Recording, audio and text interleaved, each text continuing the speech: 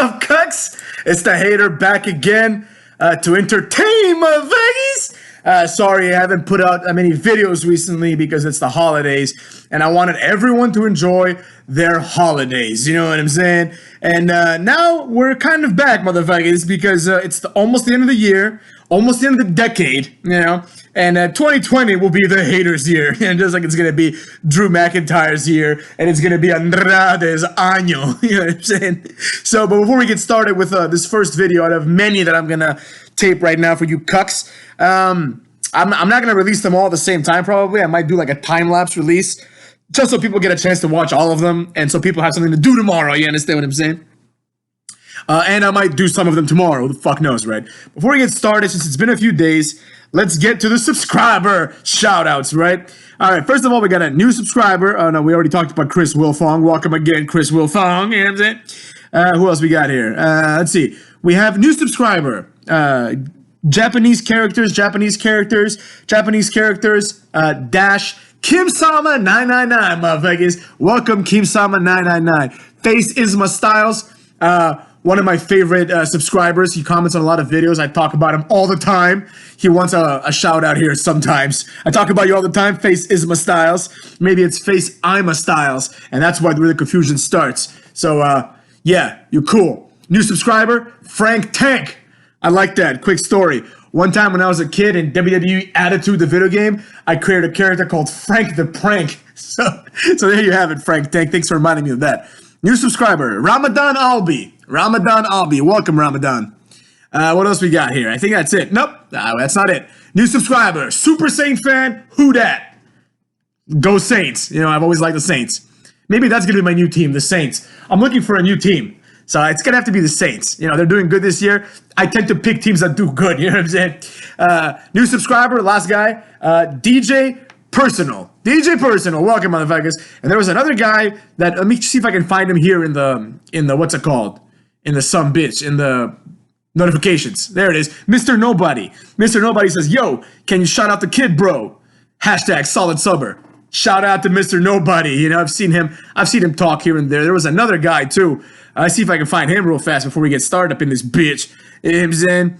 I forget who he is, but he is someone that I've known. I think it's Real Rel or something. Oh, there it is. Real. I need my shout out, the hater. Here it is. Real. You know, keeping it real, Rel. You know what I'm saying? All right, now that we got that out of the way, let's get to the first video up in this piece. All right. Which will be, of course, this week's Monday Night Raw review. Oh my God. At this point, it's getting to a point where you can watch Raw once every 4 weeks and kind of get like an idea. Kind of like how some people watch soap operas. Like my grandma, like back in the day, she would watch Bold and the Beautiful, and I'd watch it with her. It's kind of a grandma-grandson thing. I still watch it once in a while today, motherfuckers. And she would tape them. This is back in the day. She would tape them on VHS, like all 5 episodes, right? And then like on Fridays, we'd watch like 2.5 hours of Bold and Beautiful. And it's like, you know, if they wanted to, they could put all that into one episode of like 45 minutes, and that's all you'd need. So wrestling is kind of like that too, but let's get started, motherfuckers. First things first, Kevin Owens comes out and bores me half to death with the same shit that he said last week. It's literally the same thing. He starts the show, they play the little recap vignettes of AOP and Seth Rollins like running wild. This is just like, the last few weeks of Raw have been complete filler, which is a mistake, and I'll get to that in another video. But anyways, that video is going to be about AEW, motherfuckers. So he just runs through the same shit. AOP and Rollins come out, and they say the same thing as last week. Owens attacks them, they whoop his ass. Samoa Joe comes out, they attack him too, you know? And that's about it. Like, then security comes out selectively at the end of the segment. Why does security come out when people are like 3-on-1 beating the shit out of Kevin Owens, right? But they come out when it's like even, you know? I mean, obviously the answer is, so it builds some sort of suspense, but I'm not intrigued by this whatsoever, motherfuckers. Then security kicks them both out. Why didn't they kick them out every other week that they've been doing the same thing? You know? But whatever. These inconsistencies aside, this segment was garbage. The reason it was garbage was this. Samoa Joe and Kevin Owens are both fat, all right? And I'm tired of seeing these two fat bastards on my TV. On top of that, the implications, like, before Samoa Joe and Kevin Owens were kicked out, Kevin Owens, like, cut this like after Samoa Joe cut this like rambling, angry Samoa Joe promo that he's been cutting since like 2005, right? Kevin Owens cut a promo saying like, "Oh, I'm honored to have Samoa Joe. He's the toughest guy I know." Blah blah blah. And then security was gonna like kick them out, and Kevin Owens is like, "We did what we came to do this week, didn't we, Joe? We'll see you next week." And I'm just like, "What did you come to do? You had like a meaningless brawl. You know, it was so forgettable, right? That nobody gave a rat's ass." Like I automatically assumed that they would show up later at some point during Raw to do something, right? Like they were teasing, like, "Oh, we're gonna go, we're not gonna be trouble," right? But I thought they'd come back, right? Seth Rollins and AOP also leave under the same premise, basically, right? Now I'm thinking to myself, back in the day, what would happen is they would escort Stone Cold, like they would arrest Stone Cold. He would break out of prison, steal like a Zamboni or something, right?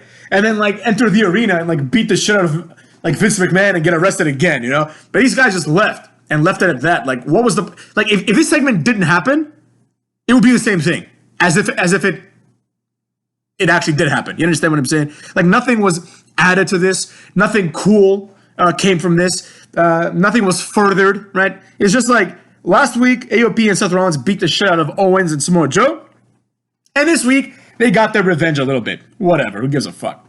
Next up, we have Aleister Black versus Buddy Murphy in arguably the most meaningless feud in the history of feuds.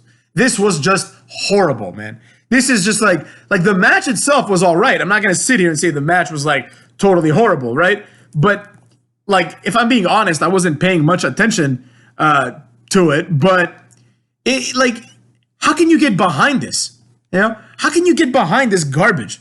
Like, this entire feud is based upon the fact that they have this like rivalry going, and it's based on like Aleister Black wanting to pick fights and Buddy Murphy stepping up to him. It's the laziest shit ever. And then Aleister Black wins again. Like, are they going to continue this? Like, what's the point? You know, I don't understand at all why this is like relevant whatsoever, right? So I was just Googling something right now, motherfuckers, because I wanted to make sure that what I say later in the video makes sense, because I wasn't sure. This is how bad Raw is. But I'll get to that. Look forward to that near the end, motherfuckers. So anyways, yeah, Aleister Black won by hitting the Black Mass and then picking him up with his foot like he typically does and hitting another Black Mass. Like, this is just overplayed. Like, these people are boring. There's nothing here, you know? And the announcers kept saying, like, "Oh, they stole the show at TLC." I'm like, dude, that doesn't mean anything, because it was a shitty show. So, like, stealing that show, any match could have stolen it. Like, Eric Young versus Mojo Rawley could have stolen that show if you gave him the same amount of time. Right? There's nothing special about these guys, right? They stole the show because the main event was like a tag team ladder match with the Kabuki Warriors and Becky Lynch and I think Charlotte. Like, who the fuck cares? It was like one of the worst pay-per-views I've ever seen in my life, and they stole the show. And they didn't really steal the show. They were like this undercard match that like had the most time. You know, as a matter of fact, I'm gonna check the times for the matches of TLC while I talk about this, just to kind of see how much time they were given, to compare as to whether them being the ones that stole the show was like accurate, or if it was just horseshit and they just had more time than everybody else. And actually, I'm already there now, so let's get to it. No, that match was only 13 minutes. Never mind. Still, it still sucked, motherfuckers. So, anyways, next up we had the every week. This has been going on for 2 months now. Eric Rowan comes out and beats a jobber. It's been going on for this is absurd. This is getting to levels that it never had to get to, right? It just never had to get to this. So that was a complete waste of time, as it has been for the past 2 months. Every week, Eric Rowan and his cage thing come out and beat a jobber. Like, it really does become annoying and obnoxious when like there's so many jobbers on TV, right? Like, these 8 jobbers that have been like there basically to put Eric Rowan over, I guess you could argue. I mean, I don't see how he's getting put over at all. But these 8 jobbers, like, you could have just, instead of doing this, you could have just had like a match, like, again, I hate to say it, but like, I don't know, Eric Young versus fucking Angel Garza. I don't care who else. Just like put people on TV that you're paying, that you've signed. You know what I mean? Like teams, all these teams like the Revival on SmackDown, these teams that like seldom got a chance on Raw, you know, like they had to be moved to SmackDown. Why? So Eric Rowan can beat a jobber? Why not put Roman Reigns on Raw? Like, people don't give a shit about SmackDown. They never have, honestly. Except for me back in the day when I loved SmackDown. Now I fucking hate that shit. I don't watch SmackDown at all. All right, next up we had Becky Lynch. Not Becky, who was it?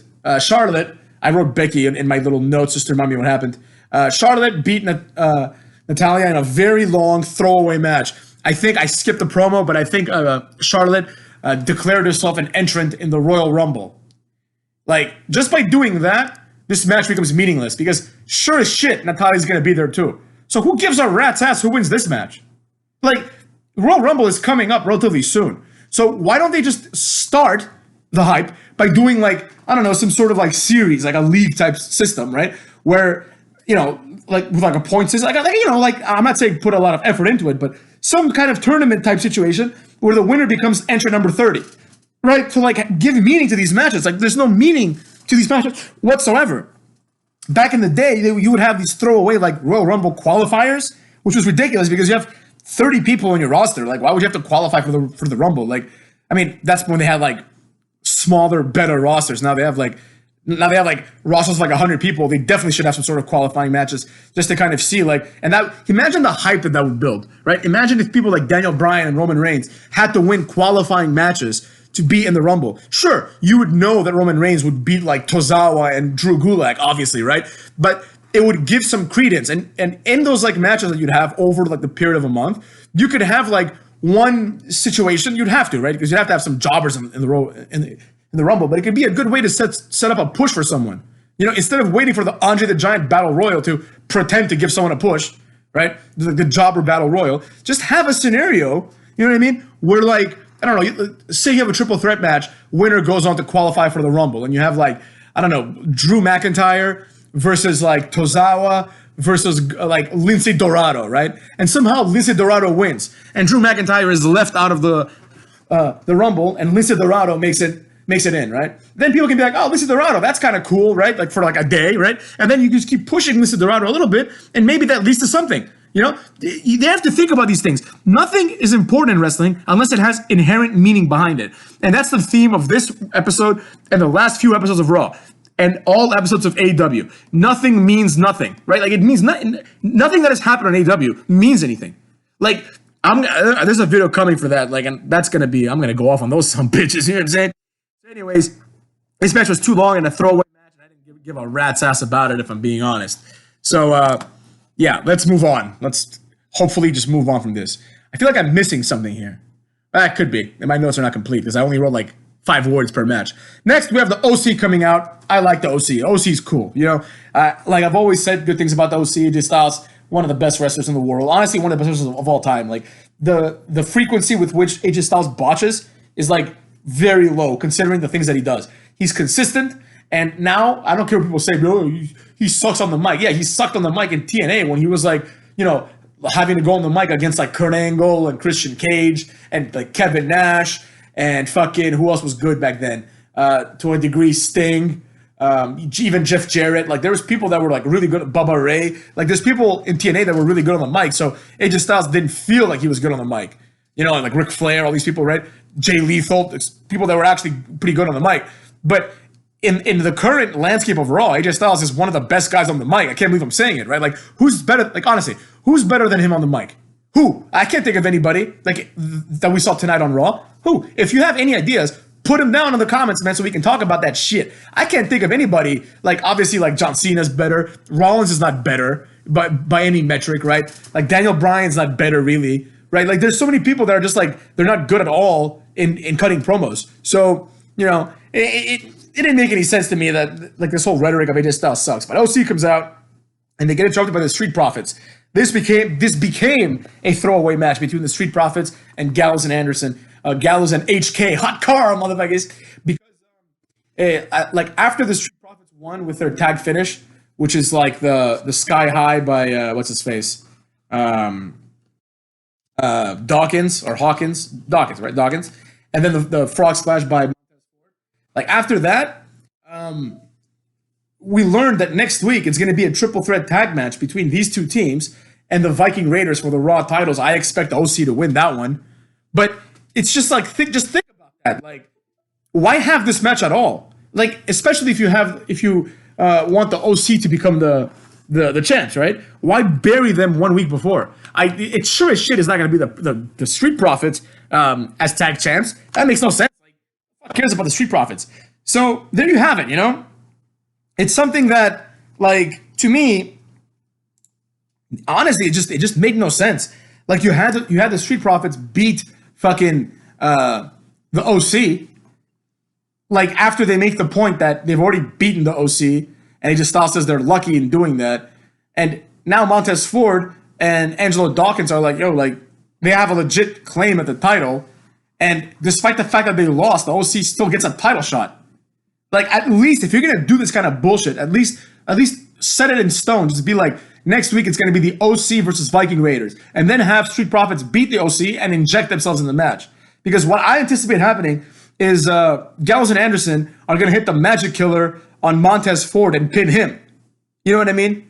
Like it's so weird because the Viking Raiders beat the Street Profits pretty like decisively, just like the Street Profits beat the OC pretty decisively. Like they hit their finisher and they won 1, 2, 3.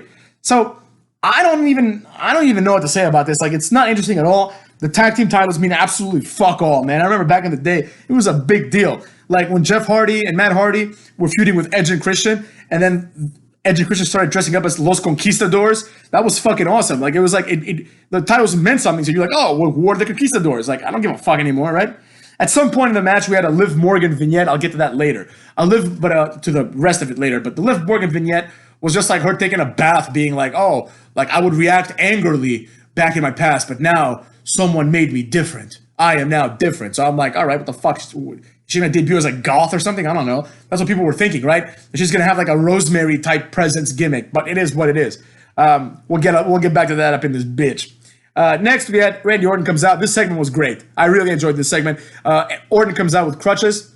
He's like, I'm injured. I may never wrestle again. AJ Styles comes out and bullies him, which leads to the very predictable Randy Orton like does an RKO on AJ Styles, and it turns out the injury was fake all along. Now, even though it was predictable, it was still well done. It was a legitimate wrestling moment. One thing I will say about this night is that even though they were poorly executed, there were some legit wrestling moments here, like things that like don't matter ultimately, but it feels like wrestling, right? And like in the last segment, which is the wedding, which we'll get to like very, very soon, like the fans started chanting Jerry, Jerry, you know what I'm saying? Because there was something about that, right? There was something about that harkened back to the days of like the soap opera elements of wrestling, which is what wrestling fundamentally is, motherfuckers. So anyways, next up, we had a segment involving Andrade, who is now the U.S. champion because he beat Rey Mysterio in the Madison Square Garden show that no one even knew about, right? So he comes out with Zelina Vega, who was wearing a red dress. The dress was awesome. It was a good dress. Honestly, just from like a dress perspective, I'm not like a dress guy. Obviously, I'm gonna pin this bitch. That's reserved for women and, you know, some other wrestlers. You know what I'm saying? Some recent news about one of the wrestlers being in gay porn. You understand what I'm saying? Which I'm gonna make a video where I talk about that amongst other things. I have an interesting opinion on that myself. So, anyways, yeah, like it was a good dress. Whoever made that dress, they should hire that person to make clothes because it really fit her figure well and it made her look great. And she's kind of weird. Zelina Vega's got like a weird face, but whatever. Anyways, they come out. He's fighting some jobber, some nameless jobber. He teases doing the DDT to the jobber to the outside, like after they remove the padding. Ricochet comes to make the save. Impromptu match, Ricochet versus Andrade. Andrade wins after Zelina pushes Ricochet off the turnbuckle. Andrade hits the La Sombra and wins the match 1, 2, 3. All right, it is what it is. I'm glad Andrade is U.S. champ. Andrade deserves to be a mid-card champion, but only if it's like, only if it means something. And it can't mean something if it happened in some like network special that literally I didn't even know about. You know what I mean? Then finally, and mercifully, we had the last segment of the night, which was Lashley and Lana's wedding, motherfuckers. Now, right off the bat, I noticed that there was a giant cake in the ring, so I'm just like, obviously Rusev is in that cake. Like, this is just retarded, right? If anyone here is familiar with Chekhov's gun, the playwriting principle, if you will, or I guess the storytelling principle, which says that if in Act 1 there's a gun, by Act 3 it's gonna go off, motherfuckers. Like, in a scene, you don't put things that have no purpose, right? It's gonna be used, especially if it's something that stands out, like a gun would, right? Chekhov's cake and Rusev's cake. You have Chekhov's gun and Rusev's cake. Right? So obviously Rusev was in that some bit. But instead of like, you know, having him pop out, go by raising his arms, and then Machka kicked Lashley in the face. They wasted our time with just like a botch fest by the Priest, by Lana. Like, I never thought I'd say this, but Bobby Lashley like saved the Priest. Like, the Priest said something like, with this finger, your love encircles her finger or something, right? And Bobby Lashley picked up on the fact that the Priest fucked up and he meant with this ring, not with his finger, right? And Bobby Lashley corrected him, even though he was supposed to repeat what the Priest said, right? It was what it was. Eventually, like the whole story here was like Lana wrote all the vows. She was very annoying, and people like responded to her being annoying. But I was annoyed. Like, I'm typically like excited by like purposefully annoying things in wrestling, because like things that are there to like get heat, but get actual like a good heat, not X-Pac heat, right? People just don't like Lana, man. Like she like, I think the real person is like that. Like, she's that kind of broad. So, or she's a pretty good actress, but based on the fact that she botched like half her lines, I can't say she's a good actress. Like I said before, she cuts good promos when she's like fucking like playing off the crowd, and she had moments of that today. But basically, the Priest runs through it. It takes like a fucking eternity, and the Priest says like, if anyone like has any reason why these two shouldn't get married, speak now or forever hold your peace. This retard comes out, and people are like, what the fuck? Who the fuck is this guy? The Priest is like, who are you? He was Lana's first husband. Bobby Lashley just like essentially choke slams him, like one arm spine busters him, and that guy is out of commission. Then Lashley's like first wife comes out, and she doesn't like, at least like Lana's first husband, she said bad things about Lashley. She was like, bad things about Lana. She was like, oh, she's gonna leave you, like she does this, right? Lashley's second wife just really came off as like a bitter ex-wife. Like, she didn't, you know what I mean? Like, she was like, I was married to Lashley and it was great. And then Lana just slaps her in the face. She falls down, right? Then, all right, we think we've gotten this garbage out of the way. Then another person comes out. And I'm like, is that Liv Morgan? I couldn't tell if it was Liv Morgan or not, because who the fuck knows what Liv Morgan looks like? She's been on TV like 5 times, right? But I Googled it while I was making this video just now, motherfuckers, and it turns out it was Liv Morgan. So with that in mind, Liv Morgan comes out. She's wearing this weird like suit kind of, but like it shows off like her bra, like on one side it's like cut. It was what it was, right? Predictably, I'm like I was watching with my girlfriend. I was like, she's gonna say that she's in love with Lana, right? So predictable, right? She was like, I never loved someone like you. And then Lashley's like, I never touched this woman in my life. She's like, I'm not talking about you, Lashley. I'm talking about Lana, right? And like nobody really gave a shit, because like, you know, why would they, right? So Lana attacks her. They start brawling. Lana beats her ass. Like Lana, like this, like it was supposed to be a big deal. Liv Morgan coming back was supposed to be like this hyped up thing, and Lana just beats her ass. She's out of the ring. Then finally, Rusev gets out of the cake, beats up Lashley, and then like Liv Morgan comes and beats up Lana a little bit. The show goes off air. It went a little too long. I think they kind of probably wanted like a few more minutes to just explain it. But the main problem I had with this segment was, number one, the predictability of it. It wasn't good, motherfuckers. It just wasn't good. And you can tell, like, I am gonna make one more video today at least, and I'm gonna release it immediately after this video, because so people, when they wake up, they can see like this video and then the good one, because my energy is so low when talking about this. It's not because I'm tired or anything, because I feel great. It's just that like it was just such a shitty show, motherfuckers. But anyways, aside from the fact that it was predictable, another huge problem, it was just the fact that like Liv Morgan, right? I'm not sure if it was Liv Morgan. I had to Google it now, right? I don't think the announcer said, "Oh my God, it's Liv Morgan." Oh, it's Christian, you know? Like, nobody said that. Like, people might not recognize her, motherfuckers. You haven't done a good job establishing her as anything, right? And if you've established her as like something else, you know? And in the vignette today, they could have teased it by saying like tonight, like Liv Morgan or something, which would have been weird, because you know what? Like, are they already anticipating her interrupting the wedding? That's stupid. But give me some indication that this is Liv Morgan and why I should care. And Liv Morgan's transformation is that she's not bisexual or gay. Like, who gives a fuck, man? And she was like, Lana, you changed me, right? Like you made me different, right? The idea was that she's in love with Lana. Now she's already whooping her ass. So what the hell is Liv Morgan's character? Like, next week, what is it gonna be? You know? Like, oh, I love Lana, but I was being used? Like, what the fuck? Like she came out there, got her ass beat, and left. Like, this is the kind of gimmick you give someone before you fire them, you know? So maybe she'll get fired. I kind of hope so. She's fucking boring as shit.